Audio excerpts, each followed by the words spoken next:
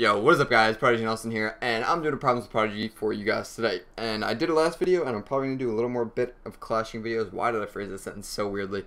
But it was senior cut day, Friday, and Thursday I was busy hanging out with my friends. So, you know, Prodigy has a life, Prodigy can't make videos, Prodigy's going to college. Why am I talking in the third person? Anyway, problems with Prodigy, let's go.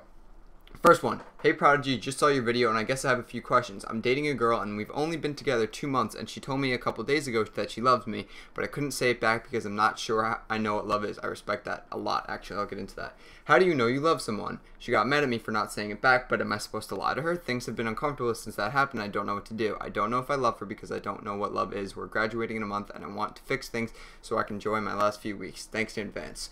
Alright, I like this one a lot because I am a firm believer in being straightforward and honest with people 100% of the time. And the way I am, I can't really fabricate things that I don't genuinely feel.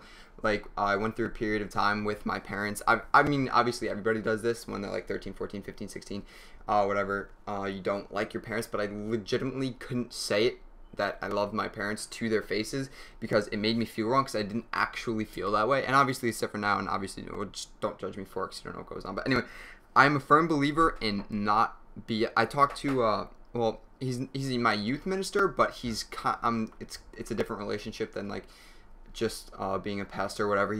We're good friends. We have good I don't want to use the word spiritual because of the religious connotation, but very deep conversations about life. So we were talking about love one time because I was talking about how I felt with my girlfriend and you know, everything that was going on with her. You know, we'd fight, and then he told me, I can't speak English. What he said, I kind of hold to heart. And he said, love in the definition is like you can provide for them. And obviously love is like you're thinking about them all the time. You're making sacrifices for them. But he said in the definition is you want to provide for them. So in your 16s, 17s, 18s, you know, you might love somebody, but you can't provide for them. You can't marry them and all those things. So it's very difficult for you to truly love somebody without living and having all that things. But that's the way he feels about it. That's just kind of an example. For me, I love my girlfriend because you know, I think about her all the time. I really appreciate nearly every aspect of her personality. Everybody has flaws, you know, I have flaws too. And you love them for that too. You know, you think about them a lot because you just enjoy everything about them. You know, like everything they do you want to be part of, or you're experiencing something and you wish you were there with them just so you can watch them be happy. Like stuff like, I can't really describe it to you because it's really different for everybody, but I don't think that you should take anybody else's definition for love. You know, obviously it's easy to be condescending towards other people when they're, you know, like 13. They're posting a picture on Instagram about how a day into the relationship they're so happy. But, you know, you can't really talk down on people on their own definition of love because everybody defines it for themselves. So don't lie to her. You know, tell her, be like, look, I don't know that I do, and I don't want to lie to you because I don't. And I hope she'll appreciate the genuality, I don't think that's a word, but the genuineness of what you're saying. If she's not, I don't think that she's the one for you. I wouldn't want to be dating somebody so shallow that they just want to hear it just to hear it. You know, you don't really tell somebody you love them, you kind of show them, is how I've done it in my experience. So that's my advice to you, is don't take anybody's definition of love for your own. And it's very hard to be in love at a young age because you cannot provide for them, and that's a big part of it, like when you're married and stuff. So don't take anyone else's definition for it, but also don't say it just because. Say it when you mean it, as opposed to you know, just so they can hear it and be happy, kind of thing. Alright, so the next one is Prodigy. How does a small YouTuber like me get more subs? I post 2 to 3 times a week, but it's still not working. Question 2, will I ever do collaboration with smaller YouTubers? P.S. Keep the videos up. Okay, so it sounds really cliche, but it's true, and realizing, like, understanding it is very important to being successful on YouTube. Firstly, I want to say that not everybody is destined for greatness, and I don't mean that in a condescending way whatsoever, but like in the general sense of that is, you know, like you're gonna need people to flip the burgers at McDonald's.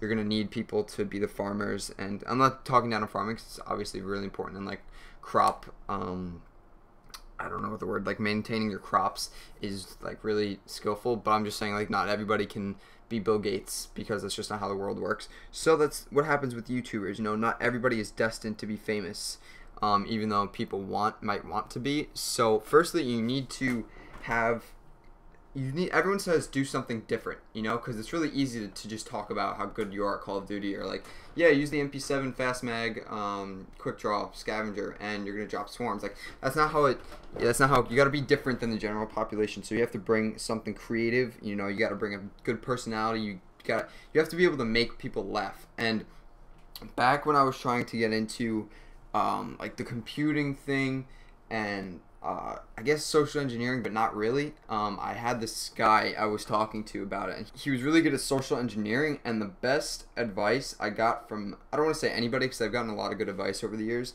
but some pretty solid advice I go by is you can't teach people to be manipulative to people. Like you can't teach people to be funny.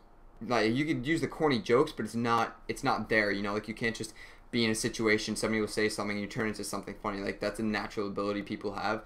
So that's how you grow on YouTube. Like you have a good personality, you do something creative and different, you know. You get in what you put out, you know. If you edit a lot and you're funny and you think of clever things to say and you pretty much script it all and you spend hours on it, like you're gonna grow. It's gonna take a little bit of time just because that's the way it goes, but you're gonna grow because people want to see things that make them laugh. People want to be entertained.